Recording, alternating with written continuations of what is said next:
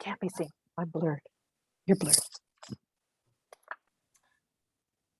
Hi, everyone. My name is David Fulford, and I'm the CEO at IPAC here in Toronto. And I'm off to a much better start on this video than the last one. The last one, the recording came up and I could not get my mouse to work properly, and it was quite embarrassing. I finally got it resolved, but we've all had those moments over the last couple of years. There'll be no talking cats, hopefully, but you have to laugh at these moments. It's great to be here. Thank you very much for the opportunity. I'm looking forward to today's event. You know, one of the value propositions for me of being an IPAC member is these regional events, because you get to learn about things that you might not normally get to learn or hear about in different parts of the country. And I think it's great that you're actually recording this, and perhaps if you're willing to share, it'd be wonderful. We could post it on our national site so that other regions could also have an opportunity to view it.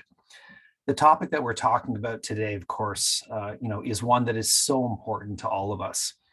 I wasn't overwhelmed with what happened in Scotland, but perhaps, what's happening in British Columbia, as horrible as it is for the residents there, both with fires and then flooding. I'm hoping that more Canadians will take climate change, more seriously. Yesterday, I participated in an event that was put on by Dale Bricker from Ipsos Reid, and I was a little surprised that climate change is still a middle of the pack global issue. It had risen, but I think the pandemic has really pushed it down. So all the more reason why, as Canadians, we need to make it a priority and show some leadership on this. The top issues, in case you're interested, from Canadians' perspective right now, are the cost of living. And believe it or not, one that surprised me is the perceived or real threat of hacking or cybercrime. So interesting. So I'm really happy that I'm here. I'm going to turn it over to our moderator in a second, Chantal Jordanson, who of course used to be our chair in Calgary and is director of the Americas of Alenia International. So I'll turn it over to her. And at the end, if we have some time, I'd love to take a few moments just to talk a little bit more about IPAC. So over to you, Chantal. Thanks, David. Before I start, I wanted to just take a quick moment to acknowledge and thank everyone that was responsible for supporting and helping with today's event, including the IPAC Calgary chapter, but especially to Shane Jaffer for all of your dedicated efforts in terms of pulling this all together. So my name is Chantal Jordanson, and I work with Alenia International as Director Americas. I've been working with IPAC Calgary for about 5 years now. I'm volunteering my time, most recently as chair. At Alenia, we work with governments, investors, and companies and communities to create verifiable and sustainable change in the international development space. And as an organization, we're committed to achieving net zero by 2050, with more details about our climate change commitments available online at our website.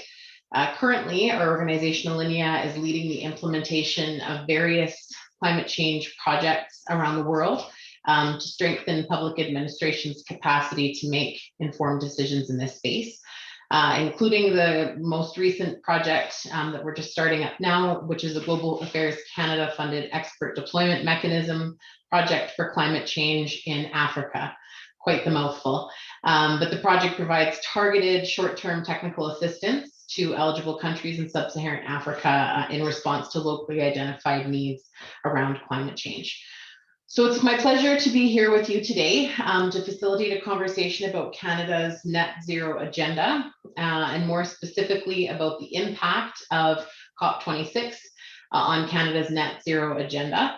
Today's event has been really designed with you in mind. And so in the spirit of fostering an open dialogue with our panelists, I'd really like to encourage you to please ask questions in the Q&A below, and we'll be intermingling and dispersing those questions throughout today's session. So why don't we start by an introduction of today's panelists. Firstly, we have Linda Cody. Linda is a member of Canada's Net Zero Advisory Body and is also the Executive Director of the Pembina Institute, one of Canada's leading nonprofit think tanks on energy, climate and environmental issues. Prior to joining the Pembina Institute, Linda had held various leadership positions, including at Enbridge, the Vancouver 2010 Olympic Games, World Wildlife Fund Canada, and Weyerhaeuser and Macmillan Liddell. She's also served on several special advisory groups, in addition to the group she sits on currently to different levels of government on climate and energy issues, including the Climate Leadership Advisory Panel to the Government of Alberta in 2015, the Generation Energy Council in 2018, and the Advisory Committee on Indigenous Economic Participation in the Trans Mountain Expansion Project. Thanks so much, Linda, for joining us. Hello, everyone. Thank you. So unfortunately, due to an unexpected family matter, our second scheduled panelist, Sarah Hastings-Simon, was not available to join us, but we are very grateful to have Ed Whittingham join us as Sarah's replacement. Thanks so much, Ed. Ed is a public policy professional focused on clean energy and climate change. He is the co-host of the Energy versus Climate podcast series that some of you may subscribe to or listen to. He's also a public policy forum fellow and a creative destruction lab mentor. When I saw that, Ed, I thought, wow, that's an interesting title. I want to hear more about that. He was an executive director of the Pembina Institute and served on the World Economic Forum's Council on the Future of Oil and Gas. In 2016, Ed was named one of Alberta's most influential people by Alberta Venture magazine, and his op-eds have often been published in newspapers and magazines across Canada and internationally. So thanks both Linda and Ed for joining us. My pleasure. Thanks for the introduction, and Linda, great to join you on the panel. Hey, even if I'm filling in for Sarah, those are big shoes that I've got to try to fill. Yeah, well, I mean, and you've got two executive directors from Pembina here, so the deck is loaded. But let the record show I'm the older one, so I must be I think I'm the wiser one. We'll see how it goes. I will cede that territory, but you're the current one. I'm the hack, the ex-ED, the ex-Pembina ED. He's the one I call up for advice when things are going really wrong. Okay, we're already off to a great start here. So as David mentioned, I think with the devastating severe weather conditions that we're seeing in BC and the photos that are coming out of BC on social media, we don't have to look far to see the impact of climate change on the world around us. And with COP26 and the United Nations Climate Change Conference just wrapping up in Glasgow, there's now a new landscape for the world in terms of combating climate change. So to start off today's conversation, I wanted to ask you both if you could tell us about what the meaning is of net zero. I'm sure that different people have different levels of understanding. So could you let us know what is net zero in the context of climate change, and what is the context for Canada in terms of working towards net zero by 2050? Okay, Ed, do you want to take the first lunge at this one? Yeah. Why don't? I'm happy to jump in and just, Chantal, echo what you said, echo what David Fulford said. It's really, just before we talk about net zero for Canada, it's only been in the last couple of years that we've been seeing horrible climate related events and actually people dying. And by people dying, and it's unfortunate, BC has been so hard hit, but from in late June to early July of this past year, there was a heat dome that, based on the coroner's investigation, killed, unfortunately, about 800 people. And we're likely to see more of that. Now, it's not all bad news. We don't want you ringing off this webinar feeling depressed. We'll talk about some of the good things that are happening. But it used to be that government incentives had been low because it was always short-term pain for long-term gain, because a politician would enact policies that really wouldn't have any benefit until long after that politician was out of office. And, politicians don't like that. Now it feels a lot more immediate. So with that as a preface, what is net zero? I'll just talk about net zero. Think of it as like a bathtub slowly filling up with water. And you think of the bathtub is the atmosphere and the water is CO2. So like a bathtub, a certain amount of water is fine. But if it spills over the edge, we wreck the house. So to avoid that, using the same analogy, you have to turn down the flow of water into the tub. And the equivalent is that's reducing current emissions into the atmosphere. You're slowing down that flow.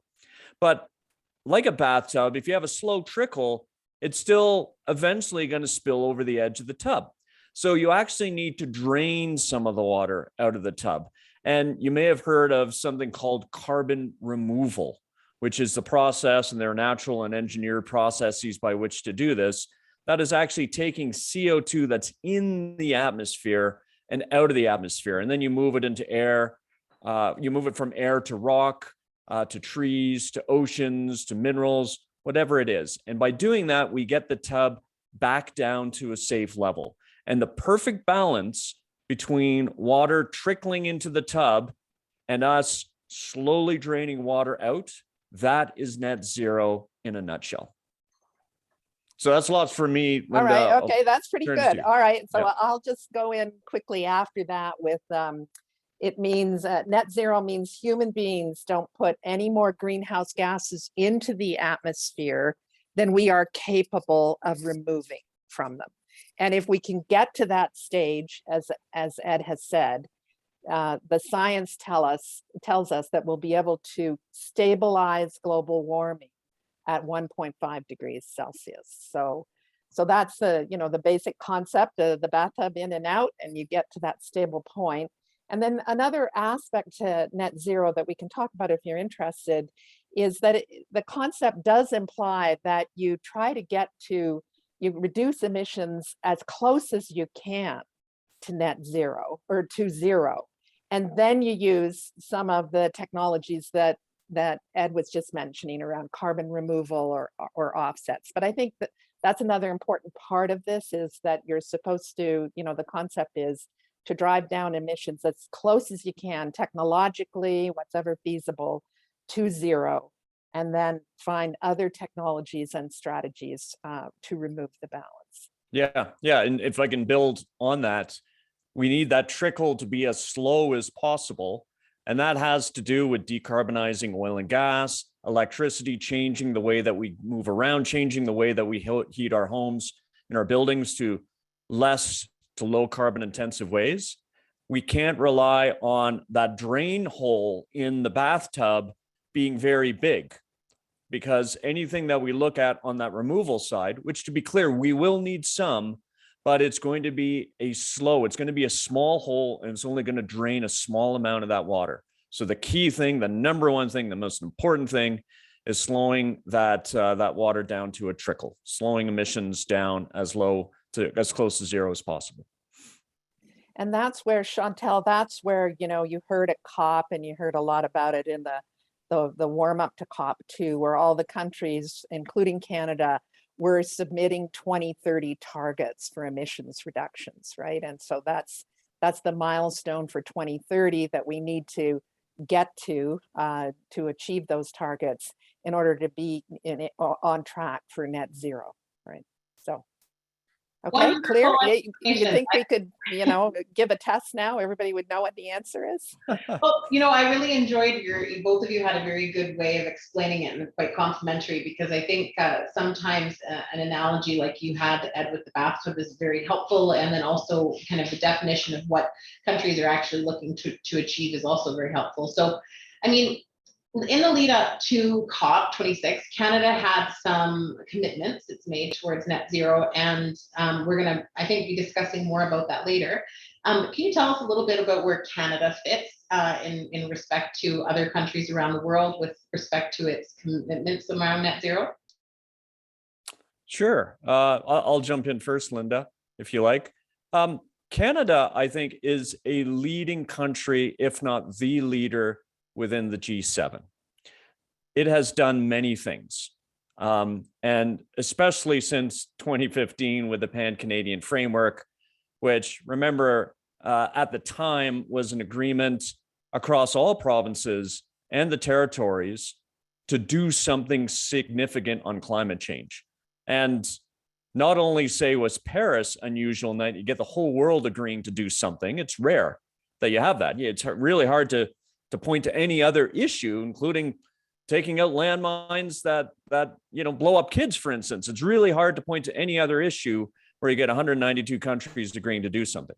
We had that in 2016 across Canada. What has the Canadian government done? Well, it's driving down the carbon intensity of fuels through the clean fuel regulation. It's agreed to phase out coal-fired electricity by 2030. It has put tough rules on emissions from methane. It has introduced a carbon price. It is now moving to decarbonize heavy industry through the NetZero Accelerator Fund. So I have no beef with what the Canadian government has done. It's done a lot, but I still think we need to have a tough, honest conversation in Canada. In spite of doing all that, it's going to be really, really hard for Canada to get to net zero. And while we are leaders in net zero, it's tough. It's like asking the French to transition off wine. We're asking Canada to transition away from fossil fuels, whereas we've really built an economy that is based around fossil fuels, their extraction, heavy industry, resource extraction. And to get to that net zero number, that balance in the bathtub for our economy, we have to be honest, it's going to be really, really hard. Yeah, and okay, I'll follow on there by saying that Canada has, as Ed has mentioned, several of the main policies that we have. And the Canadian framework on the policy side is very comprehensive and one of the more comprehensive ones in the world. But because we have that natural resource-based economy, our current, even though we've got the policy framework in place, right now our emissions trajectory isn't aligned with our target. And it's in two sectors that it's not aligned. It's not aligned for oil and gas, as Ed mentioned, and it's not aligned in transportation. So we've got this good policy framework, really well thought out, leader globally on carbon pricing, but we're not seeing the results from that policy framework yet. So we've really got to focus now on implementation, particularly in those sectors of our economy that are not aligned, and in those sectors of our economy that are probably, they can do better than what we currently think in terms of emissions reduction. And that would be real estate and buildings and construction. You know, if we're able to mobilize more there, we will be able to get more emissions reduced. You know, one of the challenges for Canada is that we already have a pretty green electrical grid, right? And so, there's no easy low-hanging fruit in our electricity system. And furthermore, we've got to grow our electrical grids and our electricity systems, distributive ones locally, as well as the larger grids, in order to replace the use of fossil fuels for transportation, buildings, and some industrial processes. So Canada ahead on policy, but faces some unique challenges. I agree with Ed on that. Yeah, and Linda, if I can just riff on that. So in the last election, you know, we have to show that Canada is really trying. We had the Conservative Party of Canada, which obviously did not form government, but still come out with a climate plan that met the then 2030 target. Of course, the current government moved the goalposts pretty quickly and then came up with a plan that would meet those new goalposts. But that's significant because the 2030 reduction target, whether it's 30% or 40 or 45% below 2005 levels, it's tough. So to have plans that meet them, and not just the parties saying themselves, but credible third parties saying, that's significant. But Linda is bang on. It's one thing to come up with a plan. It's another thing, and you're all in the business of this, to get the implementation right. And what we've seen is the implementation, it's that mucky business. It's difficult. You have some stakeholders who are only come to the table kicking and screaming. They'll pull back on progress. You have NGOs like the one I was part of, the one that Linda runs, who's always saying you got to do more. And ultimately, it takes time. So frankly, I'm not at all confident that we're going to meet our 2030 target by 2030. Can we get there eventually? Yes. Can we get there with now 8 years left on the clock? I really don't think so. Okay, thanks for your thoughts. I'd be curious to know, Linda, what you think about that as well. But before we maybe move a little bit to discussing COP26 and what happened there, some major takeaways and what the impact is for Canada. I think that the Net Zero Advisory Body, it's new, people are wondering about it, what it's going to do, what its role is. Linda, since you're a member, can you tell us a little bit about what that group is meant to do with respect to, if there is any, to implementation, as well as advisory services to the federal government? Yeah, well, that group, the Net Zero Advisory Committee or body, and I'll just call it NZAB for short. Sorry to use the acronym, but we'll get through this faster if I do that. So that is, it's an advisory group that's been set up under the new federal legislation that was just passed before the federal election this summer. So the legislation's called, your members are probably familiar with it, Canada's Net Zero Emissions Accountability Act. And that act really requires the government of Canada to dig into the issue that Ed was just talking about. Can we do this? Can we meet our targets? And so what the government is committed or obliged to do under that piece of legislation is set 5-year targets for emission reduction and then put together a plan and a strategy for achieving those targets, and then publicly track and report on their progress against milestones that are related to the plan, the strategy, and the target. So it's a whole accountability framework that's coming into play now and going to be set up at the federal level. And so what what NZAP does, the advisory body that I'm part of, is we're an independent source of advice and oversight on that, so that we will review the plan, we can advise the government on the plan, and we can comment on whether or not the government is moving fast enough or sideways or backwards. So we can provide that commentary to Canadians around, are we, which direction are we moving here? Are we making progress?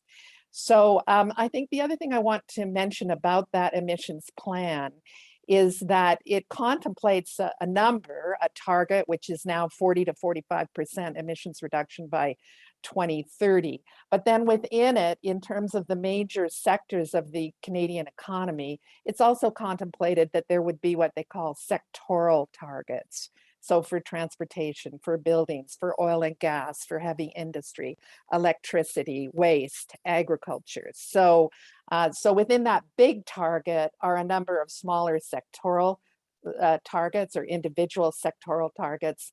And so the Net Zero Advisory Body will also be providing some advice on what those sectoral targets should be. So it's a fairly, like, countries that have adopted comprehensive climate plans usually have some kind of mechanism, like it varies a bit across depending on which country you're in, but it's just that sort of independent watchdog advisor kind of role. We've adopted a plan. Are we moving towards it or not? And if we're not, then, ring the bell and consider what other things can be done so that the plan stays on track. Wonderful, thanks for that explanation. So let's shift gears. I would really like to hear from both of you what some of the highlights were from COP26 in terms of, the Coles notes, what happened, generally speaking, for those of us that weren't necessarily able to follow it as closely as we would have liked to, either working on different files. I know that our public administration professionals are very busy working on policy files.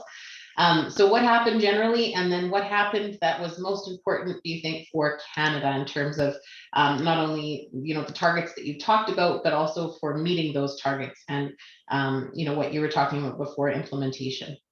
Sure. Why don't we stay at the general level first? Linda and I can weigh in, and then we'll talk about what it means for Canada. And I just want to acknowledge what David said off the top. So perfectly fair. And I get you, David, that what came out of Glasgow seemed disappointing. To those of us who are watching closely the lead up to Glasgow, it exceeded our expectations. And maybe heads of state did a good job in the UN of lowering expectations, but we really thought there'd be a low probability of anything significant coming out of COP26. And partly because of challenges between the US and China, trade challenges. And the interesting thing is, climate change and clean energy technologies is now completely part and parcel of trade beefs between countries, including China and the US, because they want a share of that huge multi-trillion-dollar clean energy market. There's also a failure to bridge the climate finance divide between developed and developing countries. But I would give credit to heads of state. They rallied diplomatic efforts in the lead up to COP, and at COP, people spent extra time, like Minister Guilbeault, and I've been to COPs with Minister Guilbeault. You couldn't ask for a better representative of Canada and a more experienced one than Minister Guilbeault, and he did incredible work on behalf of Canada. And what they did is we got some agreements. I'll turn the floor to Linda. She can talk about some and then I'll respond. But fundamentally, what it did is it kept global climate policy enthusiasm going, and it still got us to a better number on limiting warming than what we had heading into Glasgow. What we had going in was 2.5 to 3 C of warming. What we got with all the agreements coming out is 1.8 C. That is better. The world will be in a better place. Of course, that's a big if. That's if countries follow through on their commitments, and we can get into that as well. But we're in a better place post-COP in terms of warming than we were pre-COP. Agree. At least in theory, as you know, it's one thing to talk about reducing emissions. It's another thing to actually make them happen, as we've been saying throughout this discussion. But it definitely, COP26 did raise the bar for countries coming to the table and making commitments. Let's see how we can deliver around them. And under the COP framework, the countries only have to set new targets every 5 years. But I think it's very important at Glasgow. What happened there is that when all the countries at the table realized that, with all the commitments that were made up until last week, we were still not on a trajectory for 1.5 or net zero, then they decided that they'll come back next year and they won't wait 5 years to try and increase that ambition. So COP27 is going to be held in Egypt. And again, there'll be more pressure on all of the 200 and some participating countries to come back to the table with additional emissions reductions and strategies around that. I just want to, I've been to a couple of COPs. I wasn't at this one, but just for your listeners who haven't been to COPs, there's about 4 tracks, 4 things happening at a COP at any one time. There's and I think it helps with the understanding of what the purpose of the event is. So there's the formal negotiations between the 200 countries on the agreement that's going to get signed and ratified at the end of the COP.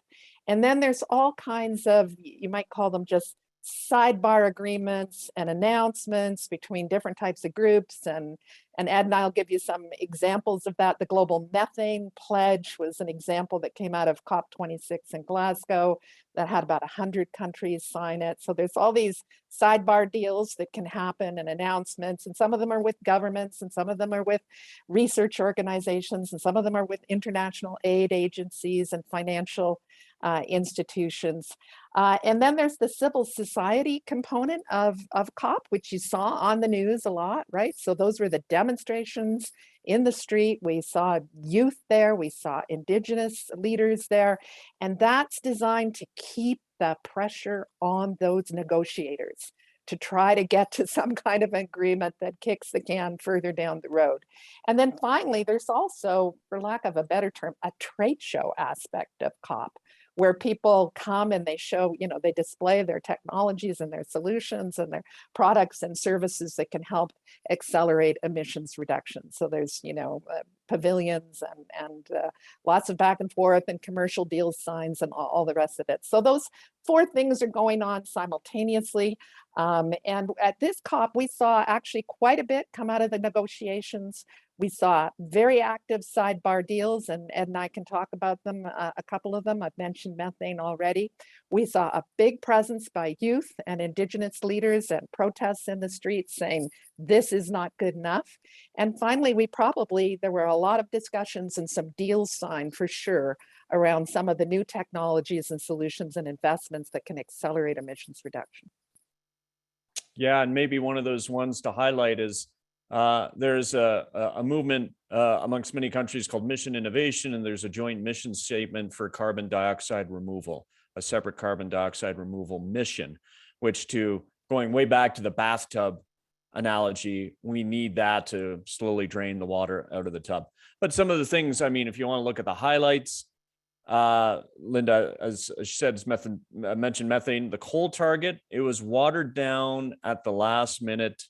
It's a pledge to phase down rather than phase out coal, but its inclusion is still pretty significant. It's the first time that the mention of coal has been included in a COP text. The China-US deal, what I was saying earlier is China was largely absent. China was kind of boycotting Glasgow, and partly to ratchet up pressure on the US and because of the tension there and the trade tension. So we had an agreement between the two biggest emitters in the world. And to be clear, if you get those two countries agreeing to something, you're covering 45% of the world's emissions.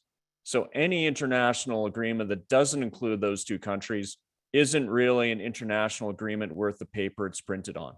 So no concrete action, but this is good news. It brought China to the table at a time when we thought because of diplomatic squabbles, they wouldn't be there. There's an agreement on carbon trading rules.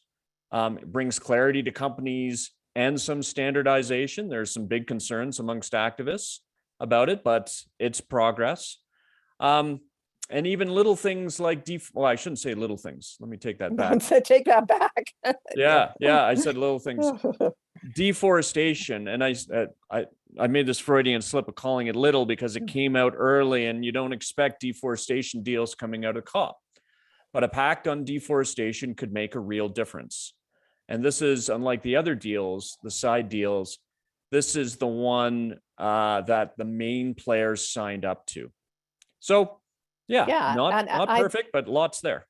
Yeah, and I mean, I think on that deforestation agreement, you had Canada, Brazil, Russia. I mean, you had most of the countries in the world that have the world's forests still standing, signing up for that. And attached to it, I think, was about a $20 billion envelope, with priority within that envelope to flow to Indigenous and local communities so that they can invest more in forest conservation and restoration.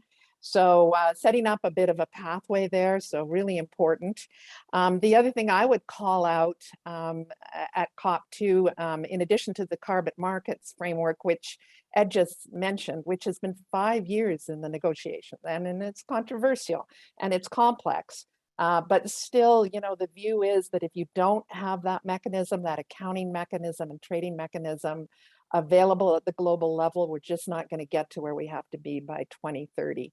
But the other thing that I thought was important too is that for the first time, there's a couple of firsts for COP language, as Ed mentioned, for the first time, nature-based solutions, women, Indigenous and local communities have been included in climate solutions in some of the texts coming out of COP. And so I think that's an important development. And I have it from reliable sources that our Canadian delegation was right in there punching for that element to be part of the final text.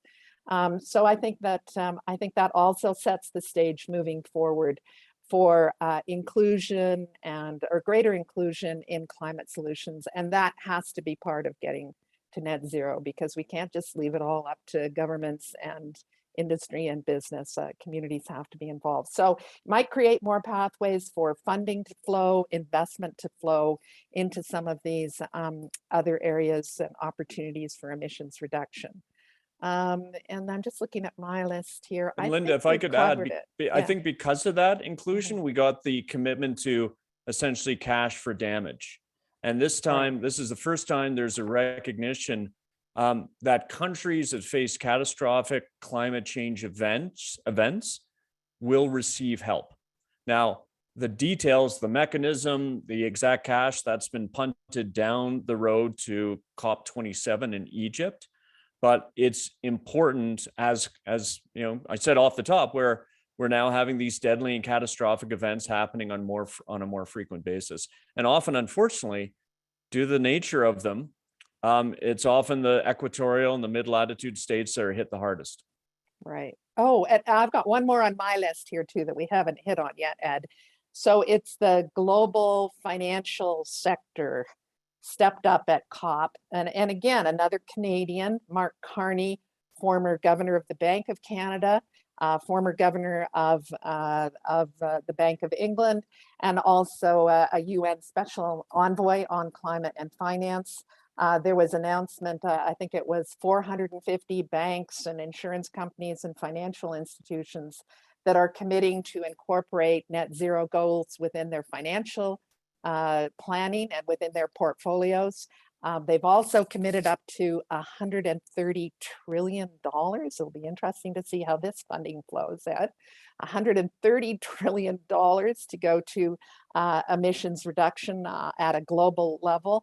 And they've committed to more transparency, reporting, and accountability in terms of how they're managing climate related risks. So, and also just, talking about the Canadian leadership component, Ed has mentioned Minister Guilbeault, but also Minister Wilkinson co-chaired with Germany the discussions around the climate finance piece, which, no cigar there. They didn't hit their goal of 100 billion a year from developed economies to developing ones. But nevertheless, they got to 80 billion by 2020, and they have a plan to get to 117 billion by 2025. And that's per year that we're talking about. So Minister Wilkinson stepping up there. And then our former Environment Minister and Infrastructure Minister, Catherine McKenna, and other people that Ed and I know very well, former Executive Director of Pembina, very influential in setting up Article 6 in the first place 5 years ago at Paris, and really led some of that discussion. So we've really seen some, I think, good Canadian leadership, again, at that policy and innovation level. And now it comes down to, can we make it happen on the ground here in Canada? Perfect. Excellent transition. So I think it would be great to now kind of look and see what COP26, the landscape change, and what that means for Canada. I will ask, though, we've gotten a couple of questions in the chat, and one of them was related to a comment that you'd made, Linda, just about the composition of folks that were at COP. And the comment was that in Alberta, only a couple of representatives came from government, and was that a mistake? So I'll leave that with you to maybe weave into your remarks, but at a broad level, how has COP influenced the landscape here in Canada for achieving net zero? Has it made it more difficult for us?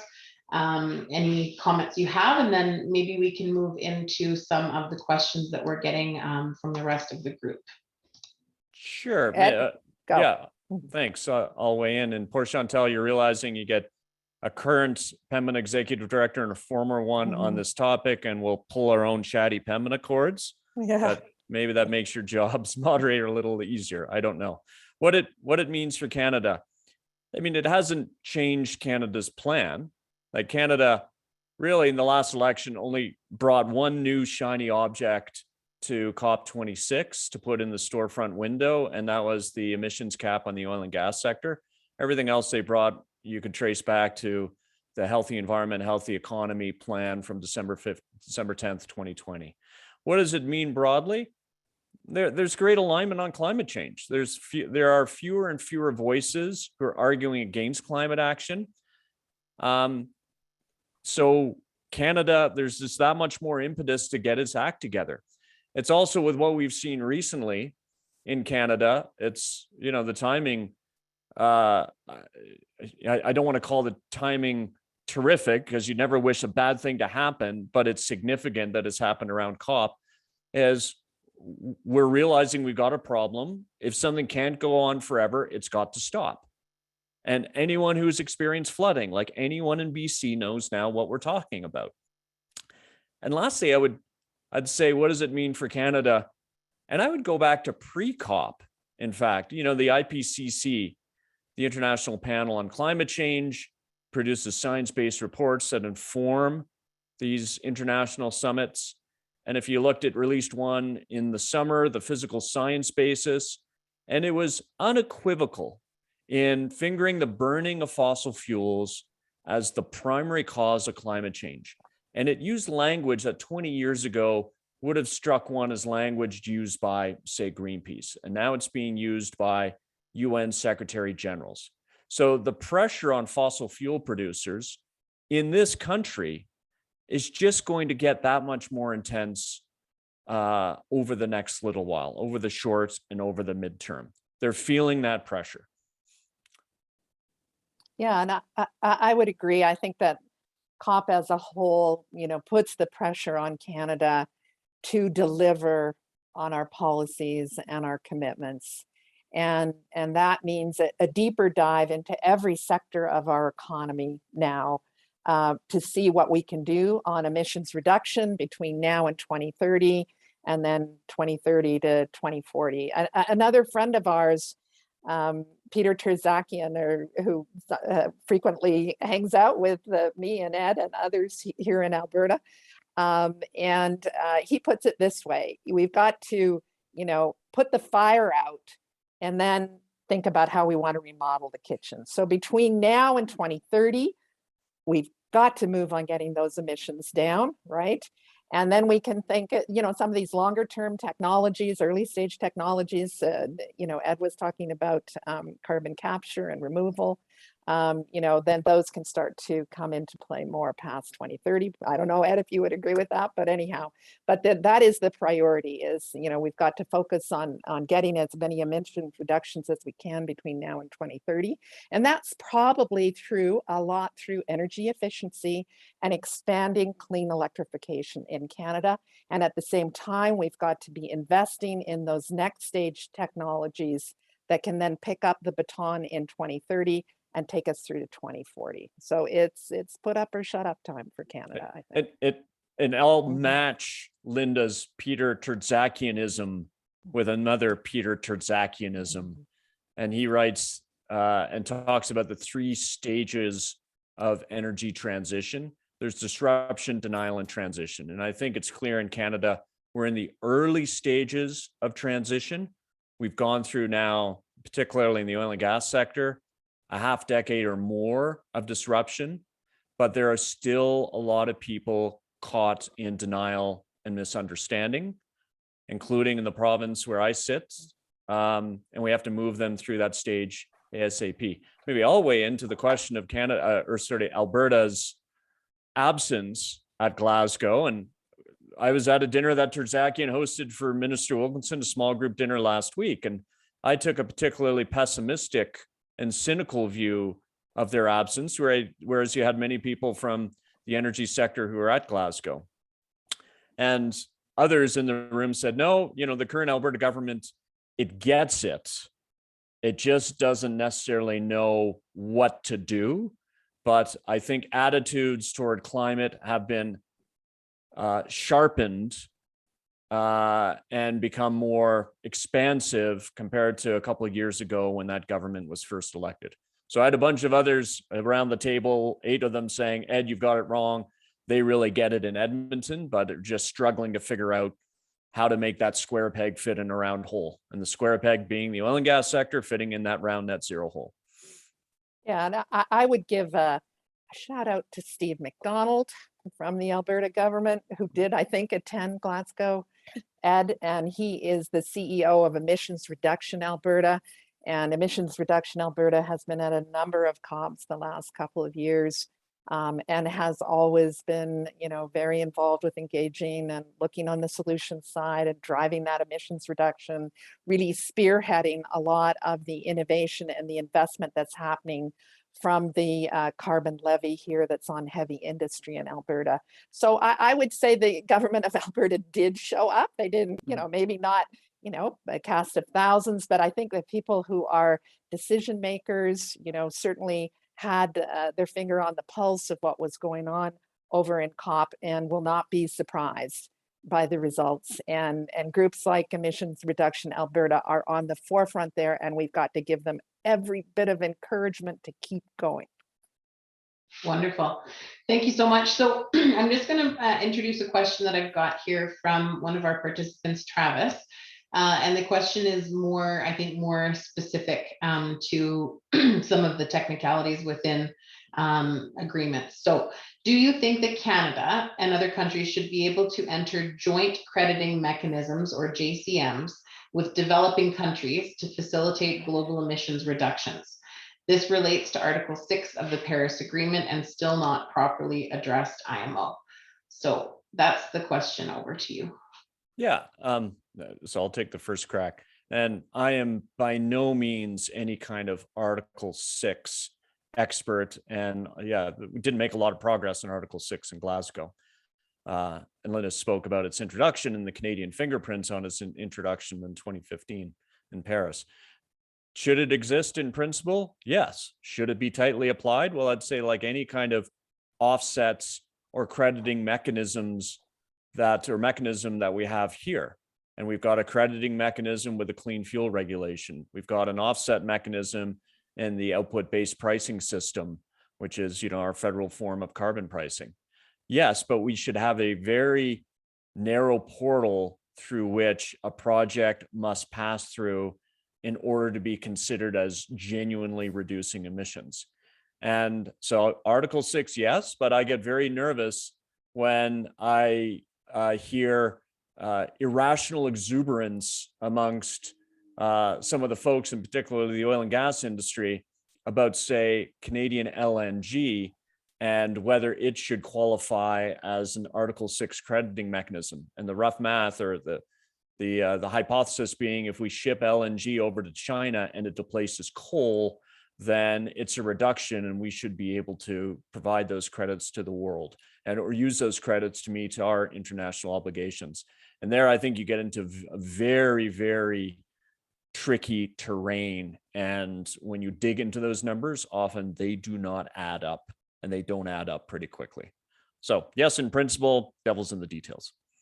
Yeah, and I think we're, I think what happened in Glasgow, reaffirmed that there's a role for carbon markets and carbon trading, but I think we've got a ways to go yet before that devil in the detail is going to be dealt with.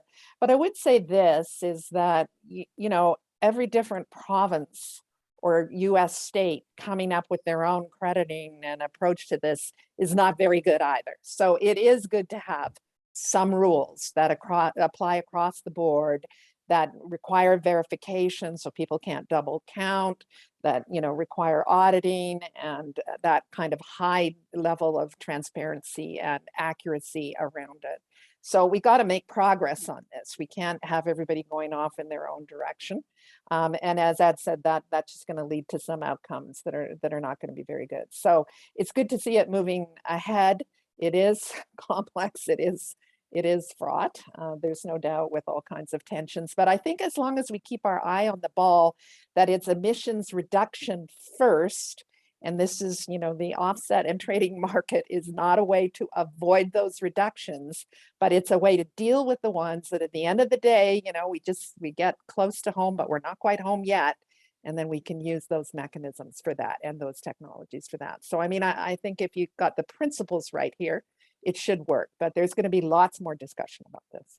Yeah, and building on that, I'll voice an opinion that is pretty unpopular in many Canadian circles, and that is the idea of, well, we lock up carbon in our Canadian forests, shouldn't we be able to get credit for that? And within our own domestic systems or internationally, nature-based solutions, as they're called. And I'm a bears and bunnies guy. I'm a conservationist by background. I'm all about protecting forests, protecting the wetlands for conservation value.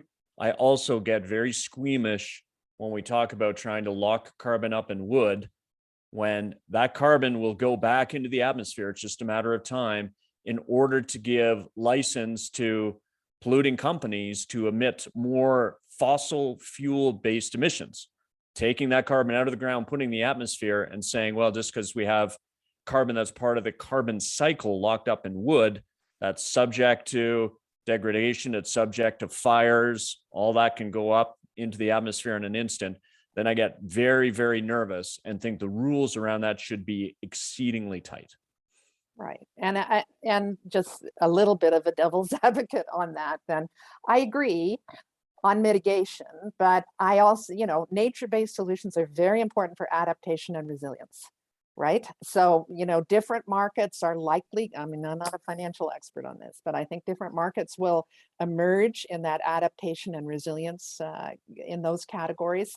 And I think that progress on the carbon markets, sets the stage for these other values around biodiversity, water, and soil. And those kinds of mechanisms are going, along with emission reduction, we can already see it, what's going on in BC with the atmospheric river and the floods this week, as everybody has mentioned. We're going to need some of those tools as well. So you can sort of see that building and starting to open up, and maybe some global standards beginning to emerge. And then that's also a way for investment to flow to local and Indigenous communities, right?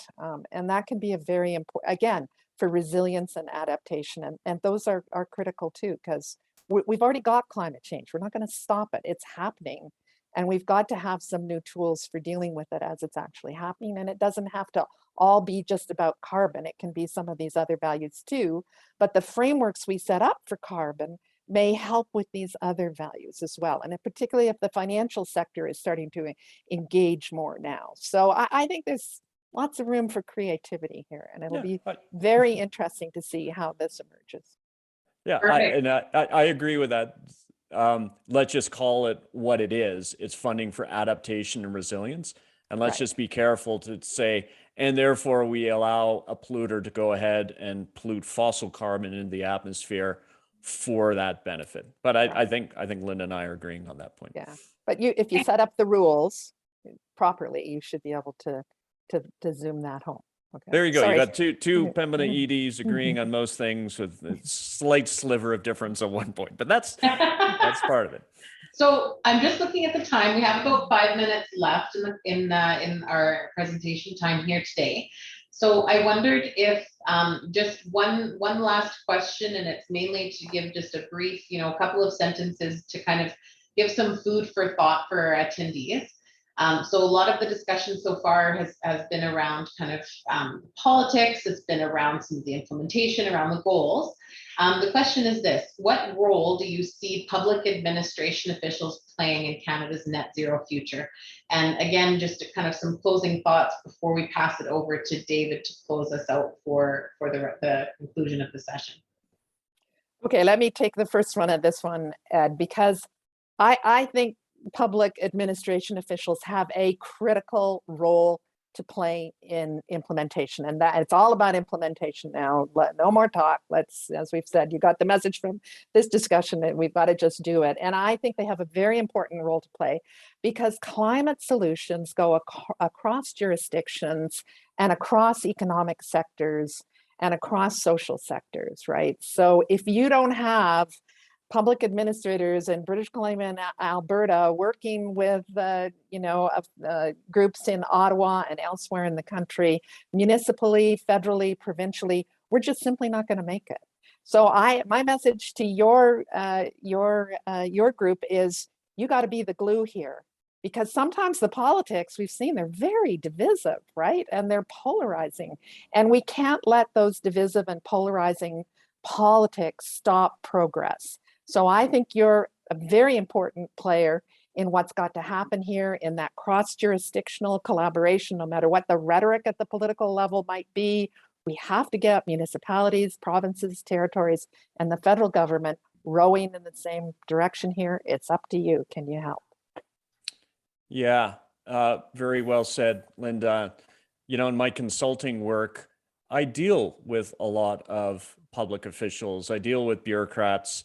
And your task is often a thankless one, and that you're beavering away, you're under these buildings, government buildings that are sometimes poorly lit with bad coffee. Hate to say it, the coffee isn't great, but doing the important work of trying to translate political commitments into real action on the ground that actually is going to make a difference and change the way that Canadians live and Canadians commute and how they work and how we build things in a way that's going to fit the world as it transitions to low carbon energy. So it's holy work. And I've seen it. One quick story: I deal with the good folks at the Tax Policy Division, Finance Canada a lot on an issue. And it was using the tax system to drive carbon capture, utilization, and storage. And initially, as you can imagine, they're a bit resistant. You have lots of people asking for boutique tax credits. They got the political direction that said, yes, you can do that. And to a person, they've been extremely constructive, open-minded, been listening and curious, and asked all the right questions. And I think they're going to design a tax instrument, even if it wasn't their first choice to do that a year ago. They're going to design a tax instrument that is going to work and drive good outcomes. So kudos to all of you. You're really doing important work, and allow us to thank you, because I know you don't get thanked very often. Well, thank you so much, Ed and Linda, and for all of your remarks today. Some really big takeaways. I think I got a lot out of this conversation, and I know that by translation, our attendees did as well. And now I'll pass it back over to David. Thanks very much. Ed, I've been at home for the past 7 months in this job, and the coffee's not bad, so it's better than being at work. Yeah. Listen, thank you so much. This has been amazing. I do want to mention to you that our commitment from IPAC National is that at every one of our events, climate will be on the agenda. And so for our upcoming leadership event, which is on the 23rd and 24th of February, I've already invited leaders from the province of British Columbia. They were coming to talk about climate change and, and how they had dealt with the forest fires. But when I was meeting with them on Monday, of course, they had to leave the meeting early to go to the floods, which, subsequently, and of course, the two are related because of the damage that happens to the ground. But we're making that commitment as an organization. I'm going to have to reach out to you, Ed, because I still don't understand India, Russia, and China. So that's a separate conversation. I got to get my head around that. But thank you so much. And thank you to all of our volunteers who came today. Everybody who participates in an IPAC event, I recognize, is a volunteer, and we really appreciate your interest and your time. We've got some exciting things coming up. We are going to have our first in-person event in 2 years, and it will be the launch of our 75th anniversary. It'll be the 23rd of February in Toronto. It'll just be a quick evening event. And then the next day will be our leadership, which will be digital, so easier for people to access. And then throughout the year, you'll see more 75th anniversary celebrations. We're also going to have another partnership with the Danish Design Center. And of course, leading up to our big celebration in September this year, not August, our annual conference will be in September, and we're really excited about that. So I'm happy to come back to a future meeting to talk to you about more things that are going on. But I see we're running out of time, so I'm going to, Chantel, turn it back to you. Okay, thank you so much again, Ed and Linda. It was really a pleasure. And on behalf of IPAC Calgary chapter, we really appreciate your time today. Okay, thank you. Bye, everyone. This was fun. Thanks very much. Ed. Yeah, bye.